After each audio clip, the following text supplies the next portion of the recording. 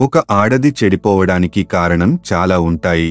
అందులో కొన్నిటిని ఇప్పుడు మనం తెలుసుకుందాం. అమ్మ అనారోగ్యమో కోసమో, నాన్న అప్పుల బాధో కోసమో, ప్రేమించినోడి మోసమో చేశాడనే, పిల్లల ఆకలో కోసమో, కుటుంబం భారమో కారణమేదైనా కాని నెత్తిన అల్లిన సాలెగూళ్ల ఒత్తిళ్లకి తలొగ్గిన పరాజితతను దిక్కుతోచని స్థితిలో కబళించే ఊబిలో కూరుకుపోయిన విధి వంచిత ఆడది వీధి చివర కుక్కల గుంపొకటి నీచంగా నీ రేటంతని ఎగబడుతూ మాంసపు ముద్ద ధరను అడుగుతుంది.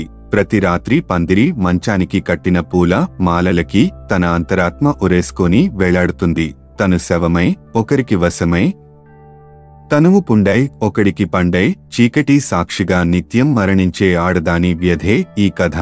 రహస్యమంటూ ఎరుగని తన ఒళ్ళు, పీడ కలల్ని పొదువుకున్న తన కళ్ళు, ఏ ప్రేమలు లేని పశువాంఛల కౌగిళ్ళు, ఆ గదులన్నీ తన మదిలో మార్చురీలలోగిళ్ళు, ప్రతిరోజూ సగం కాలిన సిగరెట్టు పీకలతో అదనపు సింగారాలు చేయించుకుంటూ మగ కత్తుల వేటుకి తెగిపడుతున్న తన మానాన్ని చూసి మౌనంగా రోదిస్తుంది పిచ్చి తల్లి. 100కో 50కో తనను తాను అమ్ముకోని రాక్షసరతిలో గోళ్ల గుర్తులు పంటిగాట్లతో రక్తమోడుతున్న శరీరాన్ని ముక్కలు ముక్కలుగా చించుకొని కుంచించుకుపోయో ఓ ప్రాణమున్న వస్తువు తను శరీరమే కాని మనసుతో అవసరమే లేని తుమ్మెదల దాహార్తి తీర్చే ఓయాసిస్సు నువ్వు. నిత్యం తేనెని కాక కన్నీటిని చిందే ఎడారి పువ్వు, రాకాసి రోగం రంకెలు వేసి రక్తం విరిచినా తన వారికోసం చీకట నీడల్లో విరక్తిని మందుగా మింగే తానొక అర్ధరాత్రి స్వతంత్ర్యం, తనదొక అంటరాని వసంతం. విధి వంచితులైన వనితలని వేశ్యలుగా మారుస్తాం.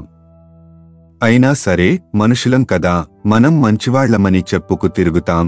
తను మీ దృష్టిలో వేశ్యే కావచ్చు, కాని నా దృష్టిలో మగాడిలో మరో ఆకలి తీర్చే అమ్మే ఈ అంగడి బొమ్మ.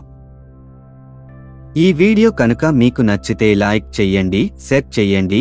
ఇలాంటి మంచి వీడియోస్ కోసం మా ఛానల్ని సబ్స్క్రైబ్ చేయండి.